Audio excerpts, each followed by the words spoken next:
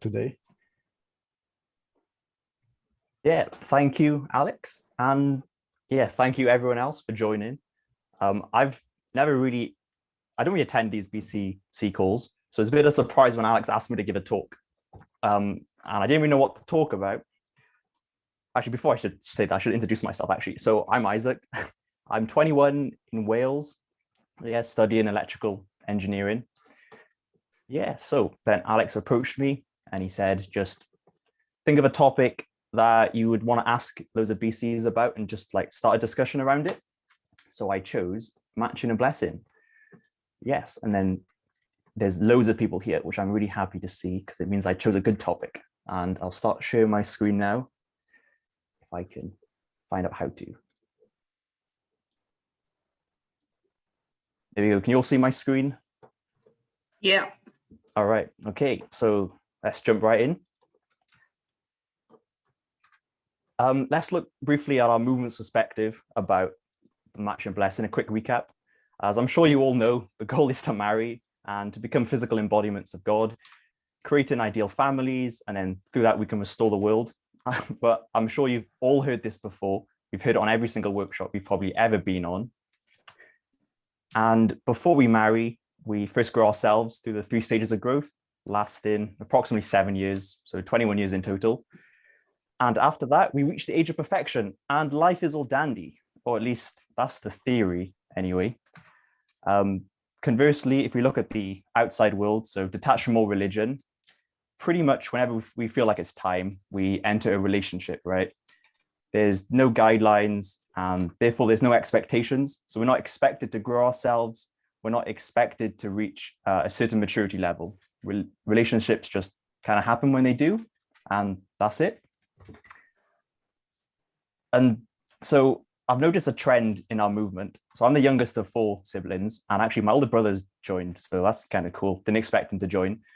Yeah, but I noticed this trend, and it's definitely apparent in my family. So when my brother was getting matched 10 plus years ago, the overall idea was that you would finish school, then you do a gap year program, maybe do a few years of it, and then when you returned home, you pretty much got matched and blessed straight away. So he was blessed at 19, and my second oldest sister was blessed at 20, then my other sister was blessed at 21. And assuming that I don't get blessed with the next 2 months, I'll be 22 plus. So I think the overall trend is us as BCs, we are waiting longer and longer to get matched and blessed. So yeah, I asked myself why. Why is this? We have the guidelines to follow. We take our time as children, as teenagers and young adults to grow ourselves. So we go through individual growth. You know, we grow spiritually, we go on workshops, we do gap year programs. We grow physically, we grow emotionally, and we create a foundation for our future, right? So we choose what uni we go to, we choose what maybe career path we want to do. We learn to drive, maybe you learn languages. And so we've been taught basically our whole lives how to prepare, you know, living for the sake of others, loving everyone, overcoming our difficulties.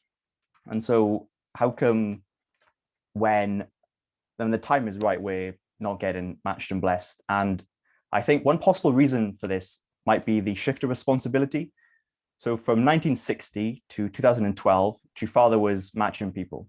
And now he's gone. I guess True Mother did a bit of matching since then, but she's also stopped. And so now the responsibility has shifted wholly onto our parents. Of course, there are exceptions. Not everyone has been fortunate to have their parents, or maybe they don't trust their parents in this. And of course, understandably, this is completely new and completely novel to our parents. And they're probably just as scared and afraid of it as we are. That's why there is support through them, through the BFD, through workshops. Yeah, there is guidance out there. But what we have to understand, is that our parents now have to shoulder this huge responsibility that will literally change our entire lives. Our whole life will depend on our matching. So they don't want to mess it up. So they feel a lot of pressure. So it's a huge thing. And I'm sure many of them are lacking in confidence. They're lacking in experience. And because of this, maybe they're procrastinating a little bit to match us. However, it's not just our parents' responsibility, is it? We also have our own responsibility.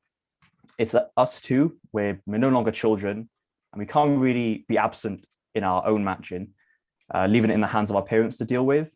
Our parents, they need our support, but we equally need to support our parents in this. And a good start would definitely be to be honest with ourselves, and also to be honest with our parents. Complete transparent communication, sharing things with them and opening up to them. And then through that, we can develop a really good relationship with them. And so I was asking my parents for advice for this talk, because she blessed 3 kids successfully. They're all very happy, thank God. And I really wanted to know what it felt like to match their children so I could share with you guys her experiences. And she said it's really hard to know if their child is ready. And it's equally hard for the child to know if they're ready. And then there is this danger that it could end up in a stalemate kind of situation where the parents don't know if their child's ready, the child doesn't know if they're ready. And if they don't ever talk about it, they don't share things, then nothing will ever happen. Nothing will move forward. It'll just be stuck in this cycle, and when no one has the confidence to initiate anything. So if we compare this to the old days for first gens, Father would just put two people together, and it gave them confidence that it was a heavenly decision and it was the right decision for them. And in those days, once you fulfilled the spiritual and physical age requirements, then you were called to be blessed, whether you felt ready or not.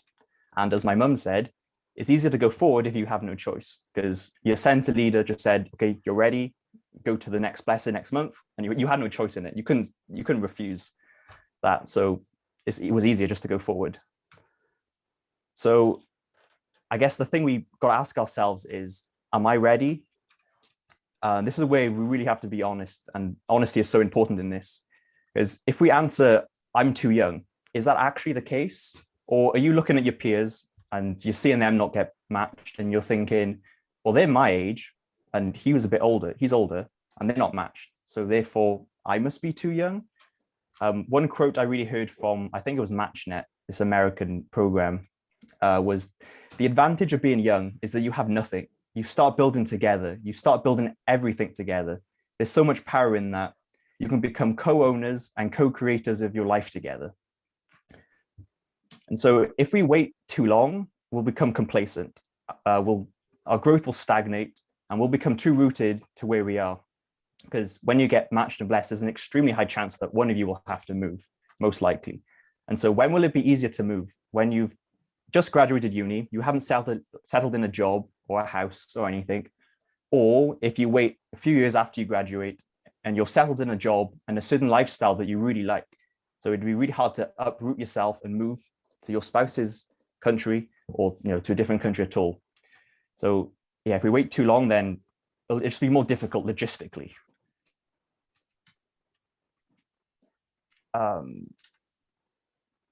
Sorry, one sec.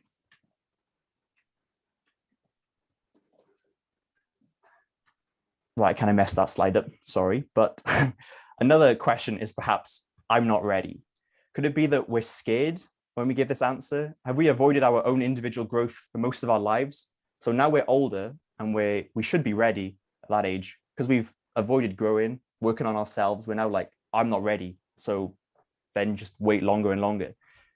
And to grow, we really need to look within ourselves, our flaws, and to see how we can best overcome them. And of course, that's not easy. And so the main point is to not have reached perfection. Perfection is not the end goal, or it's not the requirement to be matched and blessed. And if it was, it's a very daunting requirement and would definitely put me off. But that's actually not so much the case.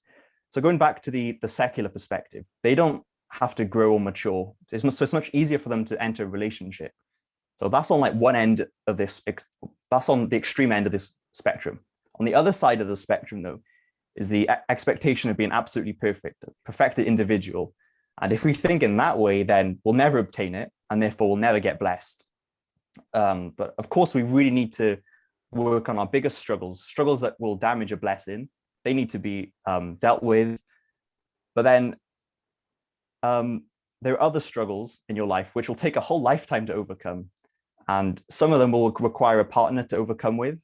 And in that relationship, you can support each other and you can grow together to overcome your own smaller struggles. And I think that's pretty beautiful in my opinion. Yeah, so the crucial question and is also, are we really ready for anything? You're never really ready until you take the plunge. So then you can acquire the skill. So if you think back to your first job, did you really know how to do it before you started? Or did you learn how to do the job once you actually started? So by doing, we can become ready in that sense. Yeah, so that's the end of the talk. And here are some questions I prepared. These questions are, I actually wrote them more for self-reflection, but of course you can share what you feel like sharing in the discussion group. So I'll go through them quickly. Are people taking longer to prepare? Why? Is it a good thing? So if maybe you have a different perspective than the one I gave, maybe you have an opinion, and I would actually like to hear it because it's interesting. I find this an interesting topic anyway. Is there a limit to how much preparation one can do? Can you over prepare? Can you under prepare? Like, yeah, what's your thoughts on that? And how high a priority is matching in your life? I guess that's quite obvious. Can you be honest with your parents and share things? Can you tell your parents everything in your life, your struggles, your flaws? And then also that kind of related, can your parents point that out to you? Do you have that honest relationship with them? How can your parents better support you? And then also, how can you better support your parents? Because you should work really together in the matching and the blessing. Which you should work together in life in general, but especially for the match and blessing, because they're the ones that have like responsibility. They're your central figure. God like work through them. So how can you better support your parents and how can they better support you? Have you taken your own personal growth seriously in your life? How so? So it kind of relates back to what I said earlier is, have we put off growth our entire lives? And now that we're like getting older, we're now kind of rushing to grow. So was that just me or was that other people too? Have you done anything for the matching and blessing? What are you going to do next? And are you doing anything actively in regards to the match and blessing? So have you done anything before? Are you doing anything now? And what do you plan on doing afterwards? I think it'd be good to share this in groups because we'll all be at different positions and we can share kind of what we've done, maybe what was good and bad. It'd be nice to share. Do you have a timeline for how you would like your life to pan out? I like this question because I love to plan out in the future. So maybe some people have some nice ideas. But I think the last question is the most important one. Is there anything holding you back? And yeah, that's one maybe to self-reflect, maybe. Is there anything holding you back? Anyway, thank you very much for listening. And I'll pass it back to the lovely MC. Yeah, thanks a lot, Isaac. So yeah, we'll be going into discussions and yeah, I'm sure all of us have different thoughts on the topic. And yeah, all of us are gonna be in different states regarding matching. So yeah, but I think one thing to keep in mind is that it's not just a time to self-reflect, but also to share and to yeah, be friends with each other. And today, I don't know if that's the record session actually, but there's a lot of people there today. So yeah, everyone here has different relationships with each other. And I encourage you to try to make the best of the time as you have it now. Because yeah, it's called Community Connects, and that's why we're all here. And we just had a great talk to do that with. So yeah, everyone have fun in the rooms and see you all back.